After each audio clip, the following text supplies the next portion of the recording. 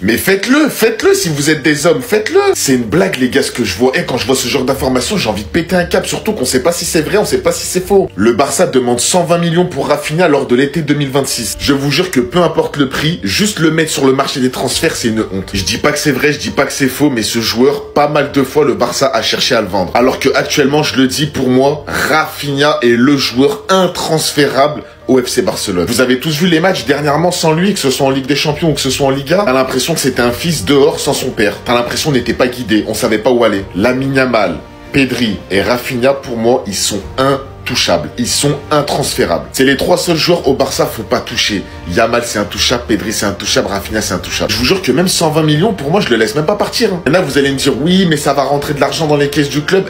Rien à foutre. Si on est là pour faire un projet et après abandonner le projet et vendre nos joueurs, ça sert à rien. Même juste voir Rafinha actuellement, avec les tresses et tout, dans un autre club, avec un autre maillot que le Barça, mais je vais pleurer. Mais je vous jure que les Barcelonais, on va pleurer. C'est pas possible, surtout que c'est un des joueurs qui mouille le plus le maillot et qui se donne à fond sur le terrain. Les gars, je le sais, je le sens. Contre Girone, si Ronny Bardi est aligné au poste de numéro 10, il va faire mieux que Dani Olmo. Je le sais. La chance de Dani Olmo, elle est regrettable parce que c'est notre seul numéro 10, mais ça peut être intéressant pour voir quelque chose d'autre enfin dans ce Barça. Est-ce qu'Hansi Flick va jouer avec deux pivots derrière, Pedri et Casado, pourquoi pas, ou De Jong et Casado et mettre Pedri plus haut? Est-ce qu'il va prendre le risque de mettre Ronny Bardi sachant qu'il est capable de jouer là-bas? Ça va être intéressant tout ça les gars, et j'ai hâte de voir ce Barça-là sans Dani Olmo au poste de 10. Je le rappelle encore une fois, Rafinha et Firmin sont out pour Girone, donc ils n'auront pas le rythme dans la peau pour aller jouer le Classico. Comme Lamine Yamal, c'est confirmé par Mundo Deportivo, donc à voir si l'information reste fiable, mais je pense que oui. Autant le match face à Girone, il m'inquiète pas plus que ça. Mais le match face au Real Madrid, les gars, manque de rythme, parce que nos offensifs, ils vont revenir, mais ils auront pas de match. Ils auront pas de match. C'est pas une excuse, je me prépare pas à la défaite, mais c'est pour vous dire qu'en face, t'as une équipe qui est beaucoup mieux préparée.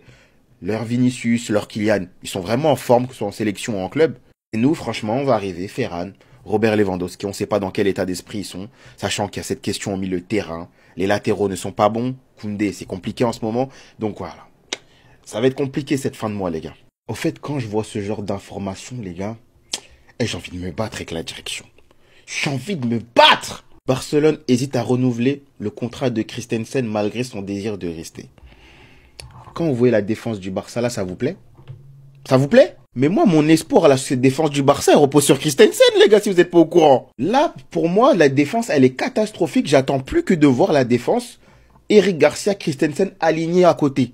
Vraiment, tant que j'aurais pas vu ça, je garderai espoir. Mais s'ils décident de faire partir Christensen, les gars, on est foirés. Là, c'est fini. À part s'ils nous font la surprise de recruter lors du mercato hivernal, bon là bientôt. Là où ça veut même pas mettre 30 millions sur Rashford, d'aller chercher un défenseur central à l'heure actuelle, je pense que c'est vraiment un espoir de trop pour moi. Moi ça me rend ouf parce qu'il lui laisse même pas de chance. En fait il joue pas. Comment vous voulez que on jauge le niveau de Christensen s'il ne joue pas? Il est revenu de blessure, il est remis, je comprends pas. Quand tu vois le niveau catastrophique de Cubarsí, d'Araujo, je suis désolé mais Hansi Flick, je suis toi. Joue.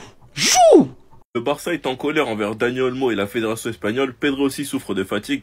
Cette histoire, les gars, elle sent pas bon. Attendez, bougez pas, je vous explique. Le Barça n'est pas content de la fédération espagnole. Dani Olmo a été dans l'équipe malgré son arrivée avec une fatigue musculaire et un rapport médical conseille de se reposer. Au sein du club, certains reprochent à Dani Olmo lui-même d'avoir ignoré les signaux d'alarme de son corps par peur de perdre sa place dans l'équipe d'Espagne pour la Coupe du Monde 2026. Pedri souffre également d'une fatigue importante. Le Barça a demandé à l'Espagne de prendre soin de lui et de gérer sa charge de travail. Le début de saison de Dani Olmo est très compliqué. Et en plus de ça, en équipe d'Espagne, il n'a pas forcément une place garantie. Car on n'oublie pas que de base c'est un remplaçant, c'est le remplaçant de Pedri. Et qu'en plus des milieux espagnols, c'est pas ce qui manque en Espagne. D'où la colère du Barça. Après, je ne comprends pas pourquoi Dani Olmo a forcé alors qu'il sait très bien qu'il est fragile. Et moi maintenant, ce qui m'inquiète les gars, c'est plus concernant Pedri. Parce que De La Fuente, on le connaît tous très bien. Pour lui, ce qui compte, c'est la victoire. Peu importe la surcharge des joueurs, et on n'a rien à faire.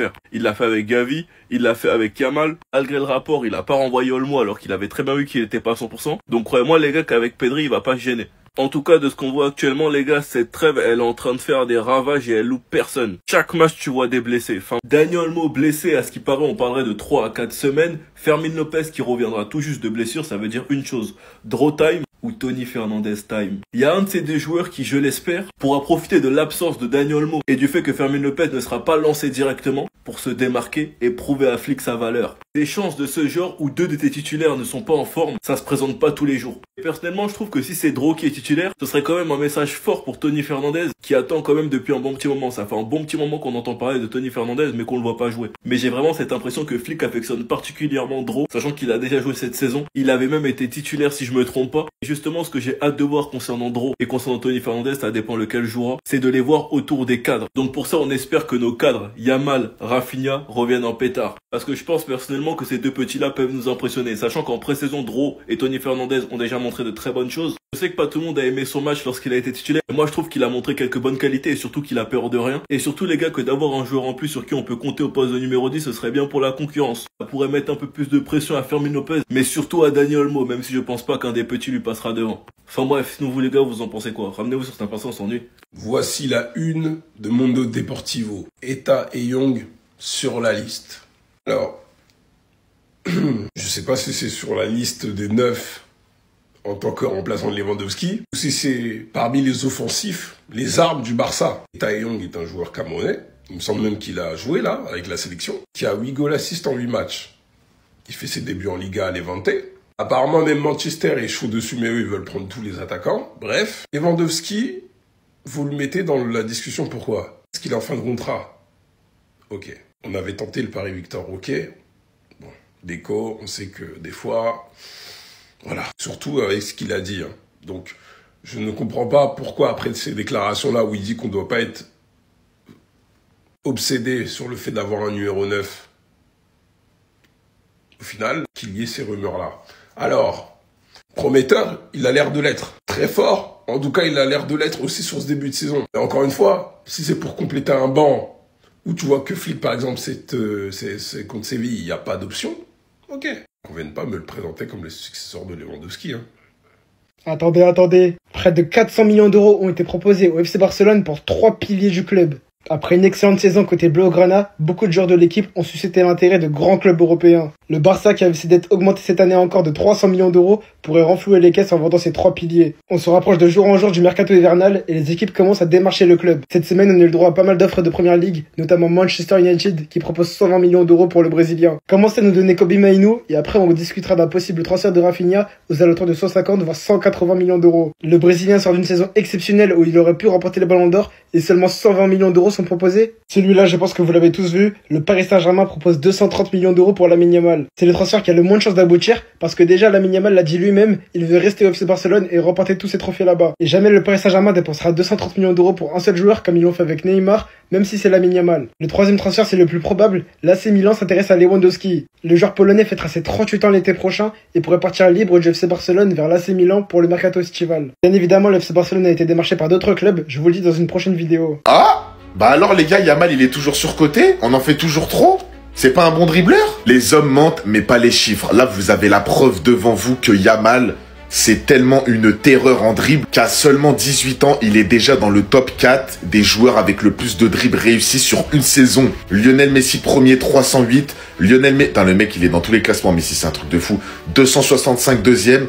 Hazard, 263 troisième. Yamal ex aequo avec Hazard. Donc c'est comme s'il était troisième en fait. Il a inscrit son nom parmi les plus grands à seulement 17 ans. Oui, on dit 17 ans parce que toute l'année presque, il avait 17 ans. Donc ça, il l'a fait à 17 ans et à 16 ans. Pourtant, dans notre génération, il y a eu des Hatem Ben Arfa, des Neymar, il y a eu des Vinicius, il y a eu des Robben, des Ribéry, des Riyad Mahrez, des Iniesta, bref, plein de joueurs ultra forts en dribble. Et juste sur une saison, il a réussi à faire plus de dribbles qu'eux, à accomplir plus de dribbles qu'eux. Parce que quand un dribble il est réussi, c'est quand le joueur il est passé. Et Yamal, on le voit en Liga avec le Barça, on le voit en sélection, les gars, il y a personne qui arrive à l'arrêter. Il y a peut-être Nuno Mendes, oui, qui l'a arrêté pas mal de fois, mais Yamal est passé pas mal de fois aussi. Et commencez pas à me dire, oui, mais c'est pas la même génération, je sais pas quoi. Tu le mets même en 2015, les gars, il humilie les défenseurs, faut arrêter au bout d'un moment, il a 17 ans, le gamin. Bref, quand tu parles avec des gens et qu'ils osent te dire, on en fait trop avec Yamal, vraiment, réveillez-vous et regardez les matchs. Le FC Barcelone va prendre une grosse décision, donc avec l'absence bien sûr d'Inigo Martinez, qui a créé totalement un vide bien sûr en défense centrale, ce qui incite le club à envisager de recruter un défenseur gaucher lors du mercato de janvier. Si l'occasion se présente, s'il y a une belle opportunité à faire, le Barça prendra un défenseur, parce que oui, la défense n'est pas au mieux les gars, les 2 derniers matchs, 6 buts encaissés. Et à noter qu'on parle également que Flick discutera également avec Deco, le directeur sportif bien sûr du FC Barcelone, de la possibilité d'ajouter un autre numéro 9 lors du mercato de janvier. Peut-être pourquoi pas un prêt pour les 6 derniers mois de la saison. Des nouvelles concernant Fermín López et les nouvelles sont bonnes. Ce joueur est blessé quand même depuis quasiment 3 semaines. Il manque beaucoup au FC Barcelone et Fermín López progresse bien sur sa blessure. Son retour est attendu contre Gérone, prévu le match dans maintenant 8 jours. Et on finit les gars avec ce match, vous savez, du Barça contre Villarreal qui va se jouer à Miami. Et les joueurs du Barça ne sont pas contents à l'idée de jouer contre Villarreal à Miami, de faire un voyage de l'autre côté de l'Atlantique en décembre et de se rendre quelques jours après les gars en Arabie Saoudite pour la Super Coupe. Donc ça sera début janvier. Les gars, préparez vos CV, préparez vos lettres de motivation. Le Barça va bientôt faire une annonce LinkedIn pour recruter son prochain numéro 10 pour remplacer Olmo et Fermín en CDD pour quelques semaines. Non mais plus sérieusement, c'est quoi le jeu au Barça? C'est le dernier qui se blesse, il a perdu. En fait, tout le monde doit avoir sa période de blessure, c'est obligatoire. Après Rafinha, Yamal, Fermín, Baldé et j'en passe, Dani Olmo s'est blessé à l'entraînement avec l'Espagne. Petit aparté, tous ceux qui se réjouissent de la blessure d'Olmo parce qu'en ce moment il puait sa mère, vous êtes des très mauvaises personnes. Alors normalement ça devrait pas être trop problématique parce que Fermín est censé être de retour juste après la trêve. Mais imaginons Fermín ne s'est pas totalement remis. Imaginons il doit avoir 1 ou 2 matchs de plus de récup. Oui on a Dro, mais après Dro les gars ça va être des annonces LinkedIn. Après Dro ça va faire des appels à candidature, venez être notre prochain numéro 10. Si ça continue comme ça c'est terrifiant. Voilà, en tout cas, j'espère que la blessure de Dani Olmo n'est pas trop grave. Voilà, même s'il était gaze en ce moment, on a besoin de tous nos joueurs à 100% parce que sur 1 ou 2 matchs, Olmo, on sait, il nous l'a prouvé l'année dernière, qu'il peut faire des différences. Donc moi, je crois en son retour et j'espère que cette blessure ne va pas le flinguer encore plus. Mais en tout cas, comme d'habitude, cette trêve internationale me fait très très peur au niveau des blessures. On espère que ce sera la seule blessure qu'on a côté Barça parce que là, on n'en peut plus, sérieux.